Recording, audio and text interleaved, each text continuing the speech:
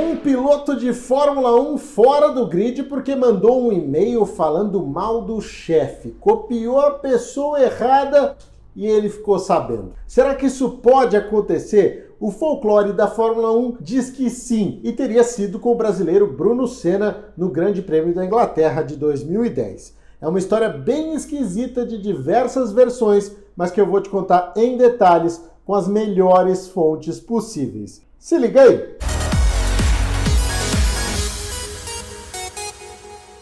Quem nunca mandou um e-mail por engano ou copiando a pessoa errada, que atire a primeira pedra. Hoje em dia, na verdade, seria um WhatsApp, né? Mas, enfim, é mais comum do que se imagina. No dia 8 de julho de 2010, a quinta-feira que antecedia o Grande Prêmio da Inglaterra, a equipe HRT distribuiu um comunicado surpreendente, anunciando a substituição do brasileiro Bruno Senna pelo japonês Sakon Yamamoto. Foi um choque no paddock porque os rumores eram de que o Sakon Yamamoto entrasse ao longo da temporada, no lugar do indiano Karun Chandhok, já que ele sim estava tendo dificuldades para quitar os valores de patrocínio.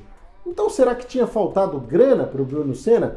A HRT fez questão de dizer que não era uma questão de patrocínio, que a equipe só estava querendo dar uma oportunidade ao Yamamoto. A confusão começa aí, porque o chefe de equipe Colin Coles não foi na mesma linha da assessoria de imprensa, dizendo que a ausência do Bruno se devia, na verdade, a um desgaste entre eles ao longo daquela semana. Interesting. Mas antes da gente escavar um pouquinho mais essa história, faz um favor aí para nós, deixa o seu like, faça a sua inscrição e ajude você mesmo a receber mais conteúdos de velocidade sempre que abrir o YouTube. Meu amigo, foi isso aí mesmo que você ouviu. Quando você deixa um like em um vídeo de esporte a motor ou se inscreve em algum canal, o YouTube entende que você gosta da parada e vai te mostrar cada vez mais coisas legais daquele tema. Então, você vai ver não só os meus conteúdos na sua página inicial, mas vários outros que você ainda não conhece sendo sugeridos ali para você assistir. Então, todo mundo ganha. Aliás, fica até o final do vídeo, porque lá eu sempre passo uma dica de outro canal de automobilismo aí para você curtir também, além do meu, tá bom? Vamos lá, seguindo no caso Bruno Senna. Se o próprio Colin Coles dizia que não era uma questão de patrocínio, que desgaste teria sido esse que justificava sacar o Bruno? A partir daí, ninguém queria falar mais nada. Nem a equipe, nem o Colin, nem o piloto. Mas estava claro que havia sido uma medida disciplinar. O mais bizarro de tudo é que, apesar da ausência em Silverstone, a equipe garantiu que o Bruno estava confirmado para todo o restante da temporada. Provavelmente por força de contrato que não permitiria que essa suspensão se estendesse por muito mais tempo, né? O primeiro veículo a cravar que o motivo teria sido um e-mail enviado por engano foi o alemão Autobild, que é tido como sensacionalista.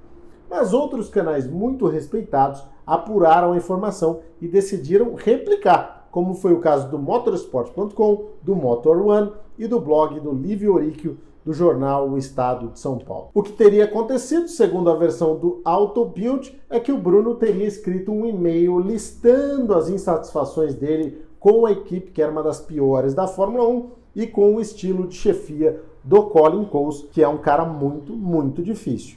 O problema é que ele teria copiado alguém por engano nessa mensagem. O Bild afirmou que seria o próprio Colin Coles. Outros veículos deram que seria outra pessoa, mas que por meio dela o e-mail teria chegado também no Coles. Em resumo, o Coles teria ficado pistola e decidido tirar o Bruno e não o Chandhok do fim de semana de Silverstone. Mas o que tem de verdade em tudo isso? Na época, coisa de algumas semanas depois, o Colin Coles negou que a razão do desgaste tivesse sido um e-mail. Olha só o que ele falou. Não recebi nenhum e-mail com críticas do Bruno Senna. Pode ser que outra pessoa tenha recebido, mas eu não. Tampouco vi esse e-mail. Tá aí o Colin Coles sendo bastante firme na declaração dele, né? Como já se vão aí quase 12 anos do acontecido, eu achei que talvez a coisa merecesse um olhar mais folclórico, mais divertido, e procurei o Colin Coles para ver se ele topava falar sobre isso, confirmar finalmente a história. Ele sempre me atendeu muito bem, inclusive participou de um vídeo que eu fiz sobre a tentativa dele de levar o Rubinho de volta para a Fórmula 1 com a Caterham em 2014. Aliás, vou deixar o vídeo aqui na descrição para vocês assistirem, né? A entrevista ficou muito legal. Mas é isso, enfim, mandei ali um e-mail para o Colin Coles, só que dessa vez estou aqui esperando a resposta até agora. Tá claro que ele não quer falar sobre isso. Ou será que eu copiei a pessoa errada no e-mail?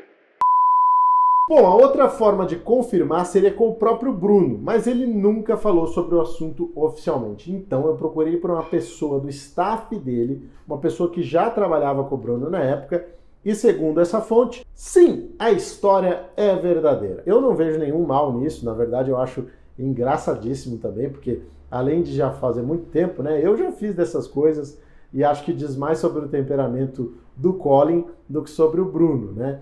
É uma dessas histórias folclóricas que marcam a Fórmula 1 e que acabam emergindo só muito tempo depois. O Bruno Senna tinha contrato até o fim do ano e cumpriu normalmente, como a HRT tinha dito lá mesmo em Silverstone. O Sakon Yamamoto levou uma grana e passou a ser mesmo o companheiro de equipe dele, com o Karun Shandok, como já era de se esperar desde o início, sendo chutado para fora do time. Nas entrevistas que deu sobre o assunto durante o ano, o Colin Coles sempre saiu pela tangente, dizendo que a suspensão tinha sido boa para o Bruno e que os resultados dele haviam melhorado depois de Silverstone. O que é uma meia-verdade. Melhoraram mesmo, mas o Bruno era estreante, então era meio óbvio que melhoraria no segundo semestre, as coisas seriam melhores para ele, sem dúvida alguma. Outro fator que deixa claro o desconforto entre eles foi o fato do Colin demitir, entre aspas, o Bruno antes mesmo do ano acabar. Eu acredito que por parte do Bruno já não existia nenhum interesse em renovar, mas foi o Colin quem saiu dizendo que ele já estava 100% fora para 2011, ou seja, não havia negociação para que ele permanecesse na HRT. O resto da história vocês devem saber. Em 2011, o Bruno assinou como reserva da Lotus, o Robert Kubica se acidentou naquele rally, né, quase perdeu o braço, e aí inicialmente botaram o Nick Heidfeld no lugar dele.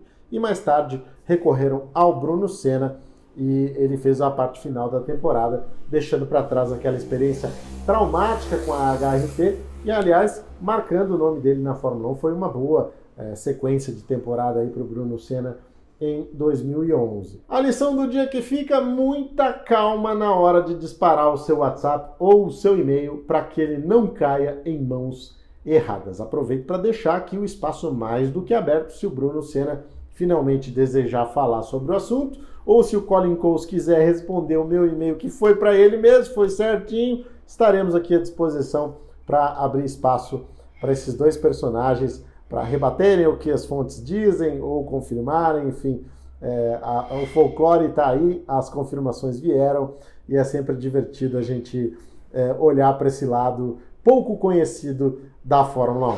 Pessoal, antes da gente seguir aqui com o vídeo, quero deixar o meu muito obrigado aos membros do Clube Primeiro Stint, que tornam esses conteúdos possíveis por meio de uma assinatura mensal. Além de garantirem aí prêmios exclusivos, eles acabam ajudando o Instituto Ingo Hoffmann, porque metade de todo o valor arrecadado no clube vai para o Instituto, que abriga crianças em tratamento contra o câncer em Campinas. O clube, nesse momento, está fechado para novas assinaturas, mas fica ligado aí, ou no nosso site, primeirostint.com.br, o primeiro estilizado com o número 1, que você fica sabendo quando ele vai reabrir, tá bom? E conforme prometido, quero dar aqui mais uma dica de canal do YouTube para você. Hoje a dica é um Na Pista, conduzido pelo meu colega, meu parceiro de Band Esportes, Sérgio Lago, mas com a colaboração de muitos outros jornalistas, bastante gente competente, então vale a pena você conhecer e acompanhar. O canal é referência em NASCAR, nasceu com a categoria, né? Tem lives dedicadas ao assunto, mas nesse ano abriu um espaço bem legal também para as outras categorias e reforça ainda mais essa lista de bons canais de automobilismo no Brasil. Visitem, inscrevam-se, o link está na descrição, ok? Da minha parte, deixo a vocês um grande abraço, convidando já para o próximo conteúdo aqui no YouTube, sempre às quintas-feiras, 19h30. Valeu, tchau!